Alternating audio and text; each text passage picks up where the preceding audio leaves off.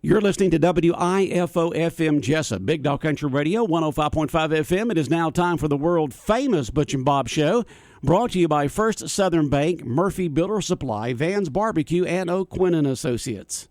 Hi, I'm Mandy Yeomans. And I'm Raymond Brown with First Southern Bank. As your locally owned community bank, we're here to help our community grow. Our customers are why we are here. You can tell we want your business. We offer all types of deposit products, personal and business. We have fast, efficient service, and yes, we have online banking too. I'm sure we have an account to fit your needs. Stop by or call us at 912-588-1010 and see how First Southern Bank can help you. We're FDIC Equal Housing Lender. Since 1946, Murphy's Builder Supply has been serving the folks of Jesup, Wayne, and surrounding counties with quality products and knowledgeable service. Matter of fact, they feel they sell service first to make sure you get exactly what you need for your home improvement projects.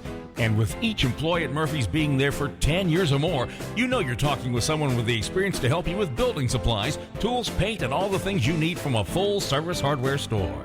The best choice in home improvement is Murphy's Builder Supply, 156 Northeast Broad Street, Jesup. When it comes to barbecue, Van's Barbecue in Jesup is the place to be. A small family-owned business located at 1876 on the Savannah Highway.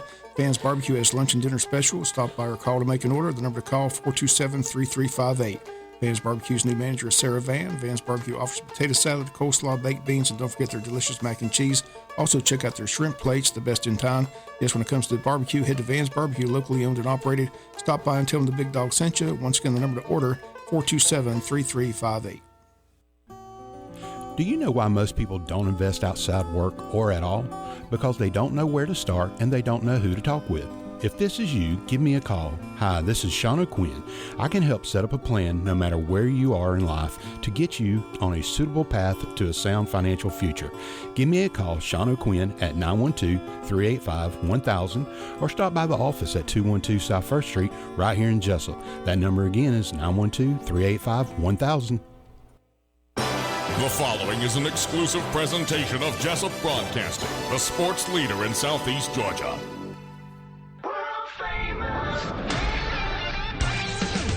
The world-famous Butch and Bob Show.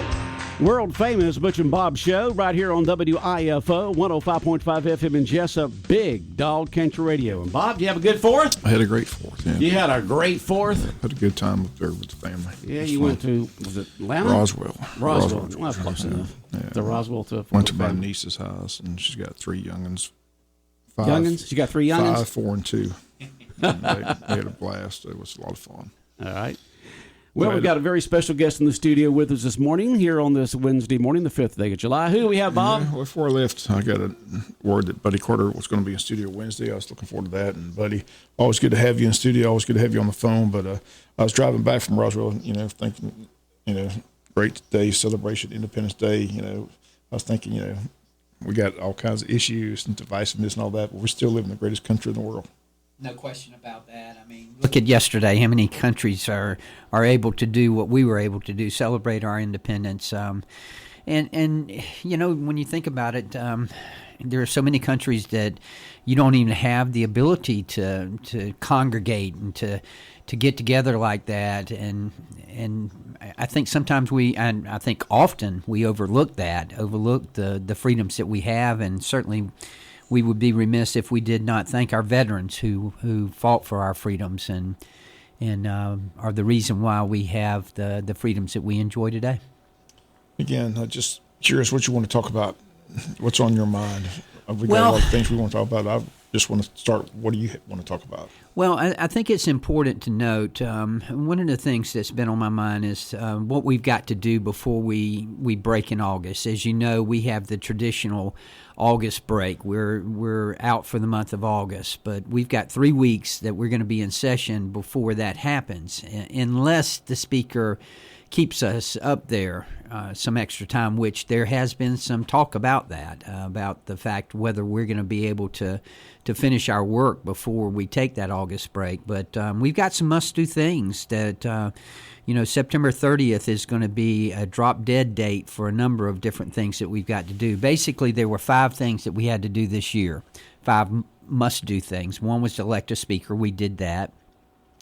A second thing we had to do was to do something about the debt ceiling. We did that. We've got those two things taken care of. Now we got three things left. First of all, we've got a farm bill that has got to be taken care of. That farm bill has either got to be extended or we've got to have a new farm bill.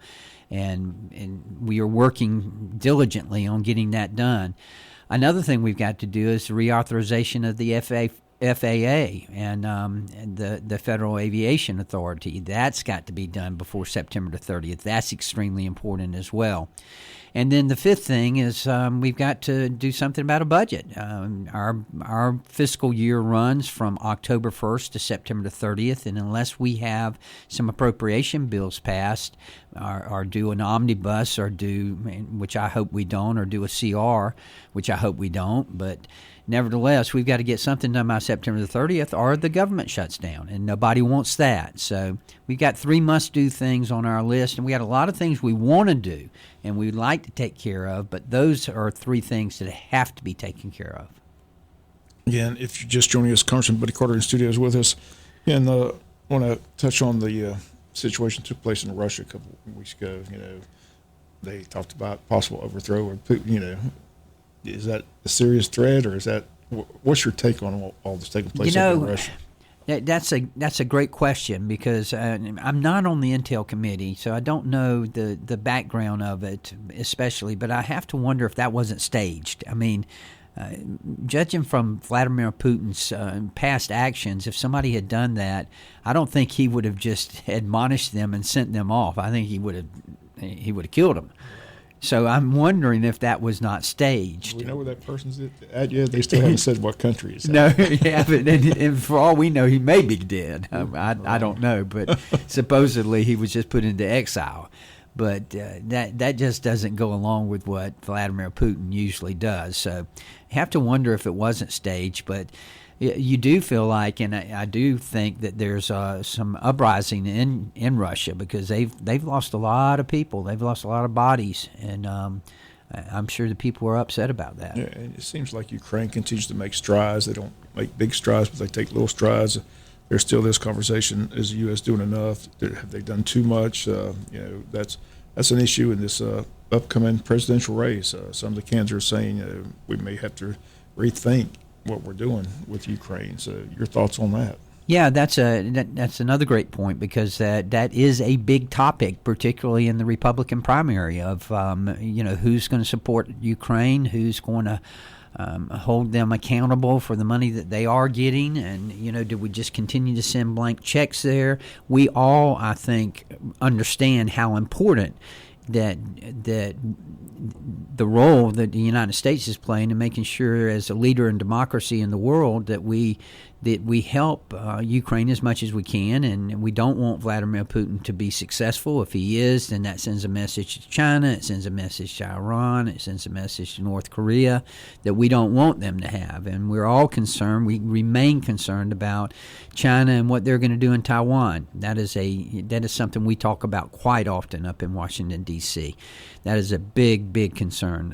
And indirectly, Ukraine has a big impact on that because if Putin is successful, then that I think is going to inspire China to move to overtake Taiwan. Yeah, we've had you on here several times, and you stated clearly that you believe that's what's going to take place. That's the big fear that I have when I watch the world stage, because I have you in my ear saying they're going to invade Taiwan, and if they invade Taiwan, the United States is taking the position we're going to get involved, and you could possibly see a world war breaking out. So, what's your situation? I know China met with U.S. They had some discussions. Right. Did anything come from that? Did we make any progress with them at all? Well, I think there was, Blinken was over there. The Secretary of State was over there and met with them, and somewhat of an inauspicious start when he got over there. But I think that by the end they had made some progress. I don't think it was what the administration wanted, and certainly not what we wanted from our country standpoint. But at the same time, at least we are talking, and that's important. It's important that we continue to talk. You can't understate the importance of Taiwan. Taiwan, for a number of reasons, is extremely important to the United States, extremely important to China. One of the primary reasons they're important is because 95% of the of the microchips, of the advanced microchips that are used in tanks and planes and defense are made in Taiwan. And if China gets a hold of that, then we're in a big mess. Now, a lot of the chips that go in our cars and that type of thing, they're made here in America, and that's good. But the advanced chips that are made in Taiwan is something that we're very concerned about. You think China's ready to take on the United States, Japan, South Korea, and Australia to take over an island that they never had as a communist party? That's a good question, whether they're willing to take that chance or not. Well, it's pretty important. There's no question about that. What about all the imports that we get from China? Would the president just say, all right, no more imports, and then how many factories in China would just shut down and they'd have tremendous unemployment there? And, of course, we'd have so many products we wouldn't be able to buy. We're so interconnected trade-wise with China. It just makes you wonder if it's, what their leaders are thinking. I mean, don't they have enough to do in their big gold country over there? Well, they have a lot of challenges. There's no question about that. But I think there's also the perception of a weak president over here, and that now's the time to do this. I mean, if you look back at the last 2.5 years that this president has been in office, the debacle in Afghanistan and what happened all started there. with that. It did. We talked about that at that time when you were in here. Sure. When he pulled out of Afghanistan, watch the other countries push. Exactly. Putin's done it. China's done it. North Korea's getting more aggressive. And that indirectly leads to what we were talking about with Ukraine and how important it is that Putin not be successful in Ukraine, and important to the United States, important to democracy in the world. 60 Minutes did a documentary just a couple weeks ago about the U.S. Navy. They interviewed the Navy admirals, asking how strong the Navy is, because China, you keep seeing these interactions with their naval. So what's your confidence in the U.S. Navy, U.S. military at this point? Well, there's no question that we need to invest more into the Navy, and certainly, and I will tell you that, I serve on the Budget Committee, and there are some members of the Budget Committee and of Congress in general who are very upset with the Pentagon right now. You saw the $3 billion error that the Pentagon supposedly made. Then they followed that up with a $9 billion error. And the amount of what they had calculated had been sent to Ukraine.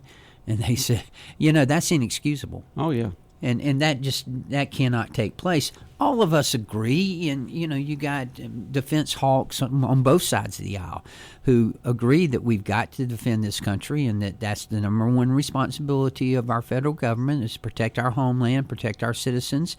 But that doesn't mean that the Pentagon shouldn't be audited as well. There's a lot of waste over there. There's no question about that. So we need to be looking into that as well. Well, we all know that if Putin would have gone right into Ukraine and had gotten it would just, we've seen this throughout the history of mankind. He'd have moved on to another country. Absolutely. He got Crimea apart from Ukraine. Now, if he had taken Ukraine, he'd have moved on to somebody else. Look how much we appeased Hitler back in World War II, and he just kept going and going. And then next thing you got to stop him. Exactly. You just got to stop him right there and nip it in the bud. Yeah. I'm just glad the Ukraine had the will to be able to fight. And they did. You got to admire that country and admire their leadership. Zelensky has really stepped up. And as a radio station owner of an AM station, I want to thank you very much for your support on keeping AM radio in new vehicles that are being produced. And if they don't do it, I know that you don't like the mandate stuff, right? But please help mandate it if the car manufacturers say, oh, it's going to be too much to try to keep the interference from the batteries going over to AM, they can do that. There's the technology for that. It's out right now. It's been out there for that. They just don't want to do it. So as the station of thousands upon thousands upon thousands of AM stations that reach millions of people in America, thank you very much for your support of AM radio being continued to be put into the new vehicles being produced. Well, thank you for what AM radio does with the emergency response system. That is extremely important, and extremely important to us here in the 1st Congressional District. We are about to enter hurricane season, And, God forbid that we have a hurricane. I hope we don't. But if we do, we need that emergency response system. And AM radio is where it's at and extremely important to that. Okay. Thank you. What's the big issue here in the first district? For years it was the Savannah Port. Right. That seems to be. Is there a big project on the horizon? I saw where you something recently with the animal Okefenokee. You did something with that. We've. I've got a resolution to make the Okefenokee a National Heritage Site with UNESCO, and that will be very important and help them with their marketing and with their tourism outreach. That's a big economic project for our district. I don't think people realize just how much impact the Okefenokee has on our economy and how many people and visitors they bring in. And if they can get this ranking or this recognition from UNESCO, that'll help them even more to market it. What do they need to do?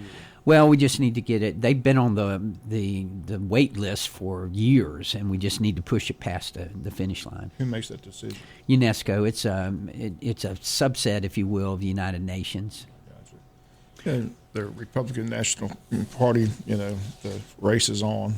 They keep saying it's early, but it looks like it's a one-man race. It looks like, unfortunately, 80% of Americans are going to get what they don't want, and that's another Trump-Biden square off. So you see anything derailing that? Because that's where it looks like we're headed. Well, it certainly does at this point. There's a long ways to go.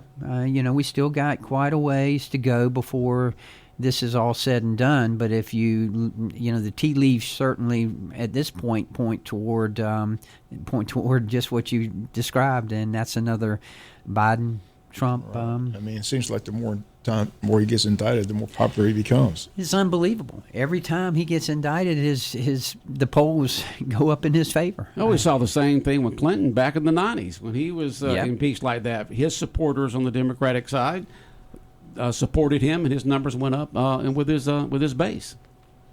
Can anyone get any traction? DeSantis just he was supposed to be the person everybody was looking for months ago, but he just doesn't seem to be able to get anything going, any momentum at all. No, and I couldn't agree with you more. And it certainly appears that, and look, I'm not saying that's going to be a bad thing, but it certainly appears that President Trump is going to be the nominee again if things stay the way they are. I don't know how these indictments are going to turn out. But everybody else is in single digits, Christie. Well, they are, and Christie's the only one that really takes them on head on. Everybody else refuses to even mention his name, which is kind of funny. It is. It is. I don't understand. He's going to run against somebody. You think you'd at least mention their name, but people like Nikki Haley and Pence, they never even mention the guy's name. Yeah, and the more people who get in, the more it is, the better it is for Trump, because his base is so strong. And look, I love his policies. I think they're great. I'm having a businessman in the White House who understands. I've always admired that. But the Democrats seem to be jumping up and down even more because they think that's their only way for Biden to win is to face Trump. It certainly appears that way.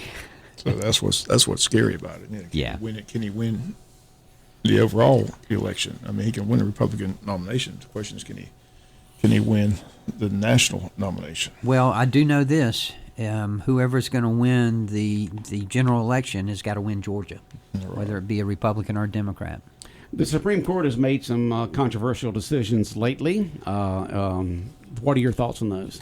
Well, first of all, I will tell you that I was disappointed in the Supreme Court's decision on the student loans. And the reason I was disappointed is because I just do not understand how that was not unanimous. It should have been. It is crystal clear to me.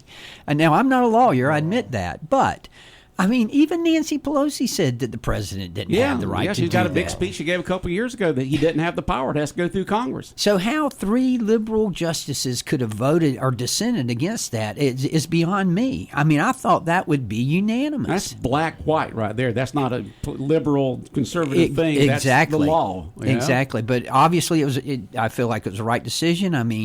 Why should the 100 million people who didn't have an opportunity to go to college have to pay for those who did go to college. Yeah. I was jumping them down. Like I said, they're going to get. I want my refund. Yeah, I want mine. I was going to call you and say, "Look here, they're going to. What's fair for the goose is fair for the gander." Now,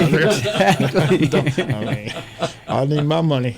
And then on affirmative action, I was really happy with that as well. I've always felt like college admission should be based on merit, not on, not on the color of your skin.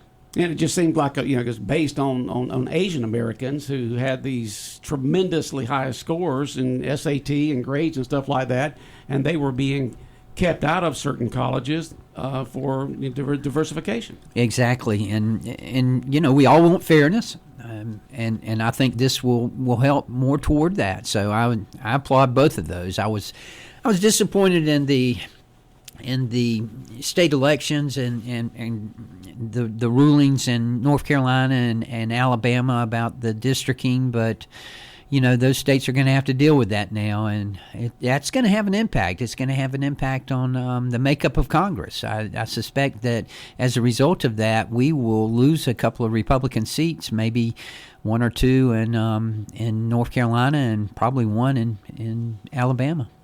I know you're a big college football fan. We hear all about this NIL, and I keep hearing that they want Congress to. But they always say, for that caveat, Congress got so much else on their plate, they don't have time for it to worry. Right. So do you ever see Congress get involved in this NIL? Oh, absolutely. In fact, I've inserted myself into this, and. What do you think? It comes in our committee, in the Energy and Commerce Committee. We have jurisdiction over the NCAA. Now, I'm not on that subcommittee, but that subcommittee, which is chaired by Gus Bilirakis from Florida, it needs to be offset by having a Georgia guy to offset the Florida guy in there. But no, that subcommittee is handling it, and I've waved on already to two subcommittee meetings. I've met with Josh Brooks at the University of Georgia and with Kirby, and I've met with we met with Nick Saban. He was at the Capitol a couple of weeks ago, and we met with him. They are all concerned about this. We all love college football, and we don't want to see it ruined, but unless we do something about this. And the problem is that California is trying to they've already passed some state laws, and unless we preempt those are going to be what determines what happens. And those state laws that they've passed are going to make them, you're going to allow them to unionize, and we're just going to have a mess. So this is very important for Congress to step in. NCAA obviously wanted to wash their hands of it. They couldn't handle it, so they kind of punted it to us, if you will, and that us being Congress.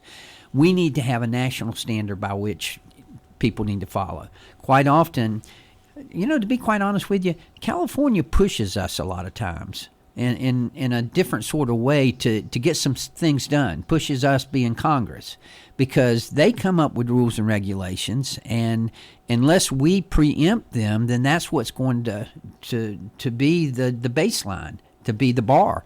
So, and a lot of times they are, not a lot of times, all the time, they are so liberal that we want to offset that. And that's what we've got to do now. As Coach Saban explained it to us, there needs to be revenue sharing.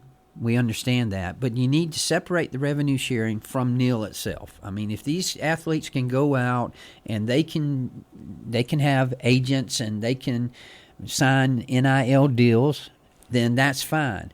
But the part with the universities, that has to be uniform, and that's what we want, is to have all of those. Instead of some states giving more to athletes than other states because they passed a law. Exactly. Giving some states more of an advantage because of certain laws passed. And then all of a sudden all these kids want to go to USC or UCLA, which are fine schools, and, not despairing them. Saban's big concern, and I see it as well. Unfortunately, kids are going to go where the money's at, and whoever's got the most money is going to get the athlete. So that's what Saban's saying. That's and he's right. Speaking of football, I know you're a big Dog fan. Yeah. The schedule's pretty easy.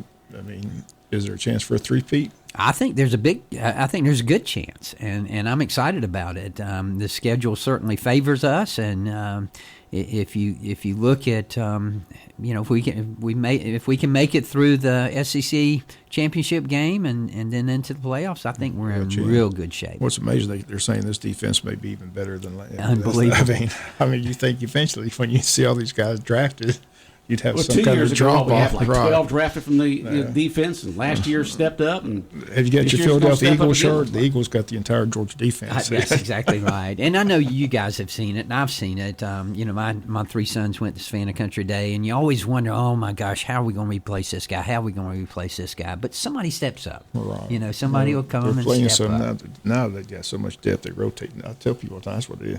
I saw something that was just really shocking to me, that every Georgia player, every linebacker that's played under Coach Schumann, whether they're starter or not, they're in the NFL. Yeah. So that's amazing. And that's what a lot of these kids want to do. They, they're looking for a route to the NFL.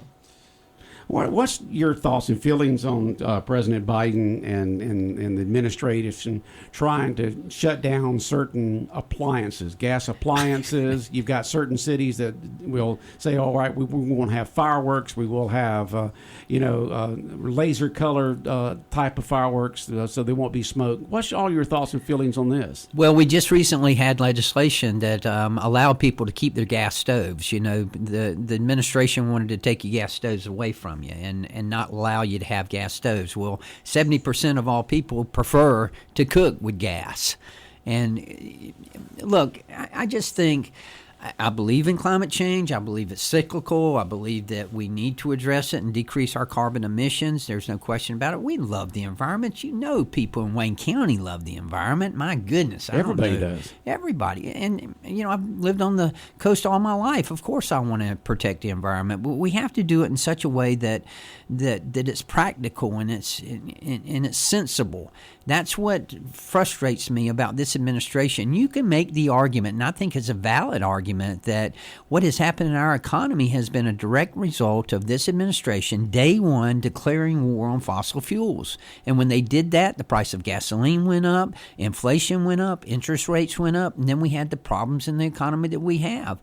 Actually, the fossil fuel industry in the United States has done a good job of decreasing carbon emissions. In the last 10 years, in the last decade, the United States of America has decreased carbon emissions more than the next 12 countries combined while growing our economy. That's why I believe in an all-of-the-above type energy strategy. We've got to use fossil fuels. Yeah, I want us to use solar. I want us to use wind. I wish we could use it entirely, but we can't. That technology is not there. It's not reliable. I'm a strong proponent of nuclear energy, particularly of the SMRs, the small modular reactors. That needs to happen. That needs to be a part of our plan going forward. So if we just take it in a sensible way, I do not subscribe to what some of my colleagues on the other side of the aisle believe, and that is if we don't have this fixed by day after tomorrow, we're going to fry. And I just don't think that's the truth. And you got the same thing with power tools, trimmers, lawnmowers, and stuff like that. I know that some of the big box stores are saying that we're going more electric with the lawnmowers and with the trimmers and the hedgers and stuff like that. They're trying to do more of that. They talk about how these two-cycle engines just put out a lot of emissions. Do you think that's going to continue to head that direction as the administration pushes that and the manufacturers are trying to push more to the electric side? Well, the latter is what's so important, and that is the companies that are subscribing to the ESG and to all these other theories that we've got to go this route or otherwise, or that's what the consumer wants. I don't believe that that's the truth. Listen, I like a hybrid car. And there's nothing wrong with a hybrid, but these total electric vehicles, I don't know that we're ready for that. Now, I am thankful that we've got Hyundai coming, the largest economic development project in the history of the state. I think that's great. Going to support them as much as we can with the EVs, but I'm not sure we're ready for this, and I'm not sure the consumers are ready for this. So that's what bothers me, is that this is being shoved down our throats and that the consumers are not being listened to. Okay. Bob, anything else that you want to add, Congressman? One final thing, you mentioned before you got on, you have a big district. To explain how big the district is, and I know you always do a good job of trying to reach your constituents. So if anybody wants to reach you, what's the best way to go about getting in touch with Buddy Carter? Well, you can go to our website. It's buddycarter.house.gov. That's buddycarter.house.gov. We're on Twitter at Rep Buddy Carter, and on Facebook at Congressman Buddy Carter. But if I could share with you, we're going to have a teletown hall this Thursday night. A teletown hall. That's where we call you. And if you want to be called, you can go to our website, and I just gave you those addresses, or you can go to Twitter, and you can ask us or request to be called, and we will call you. It's going to be Thursday night from 6 to 7. Our special guest is going to be former State Senator Eric Johnson, who is now working with the Hyundai plant. He's going to bring us up to date on what's going on there and the progress that's being made, so we're excited to have him with us. But again, it's this Thursday night from 6 to 7. Okay. Televised or? No, it won't. It'll just be on the phone. Yeah, on the phone. Gotcha. But again, you can just go to our website, buddycarter.house.gov, G-O-V, and click on the red banner, and you can sign up to get called. And I understand yesterday that you were on St. Simon's, All Saints Day. Tell us All about Saints your Day. experience on St. Simon's yesterday on the 4th. So July the 4th for us is All Saints Day. We started all out at St. Mary's, and we had a great parade there. Then we went down to St. George, which I don't know if a lot of people probably don't even know where St. George is, but it's... you have to go around the exactly, to get to it. You do. You can't get straight to it. You cannot. We actually went into Florida and then came back into Georgia, Right. and that's the way we got to it. But St. George is in Charlton County. It's one of the southernmost cities in our state. A small place, but they have a great July 4th lunch there, and we were with them. And then we went to St. Simon's. So St. Mary, St. George, St. Simon's. All right, busy day for the Congressman Yes, yesterday. yes, I'm sure you very had a good much. time. Yeah. All right. Thank you very much for coming in, buddy. Thank y'all. Always a pleasure. And go Dogs. Go Dogs. All right. Bob, anything else? That's it. All right. World famous Butch and Bob show right here on WIFO 105.5 FM in Jesup, Big Dog Country Radio, brought to you by First Southern Bank, Murphy Builder Supply, Van's Barbecue, and O'Quinn and Associates.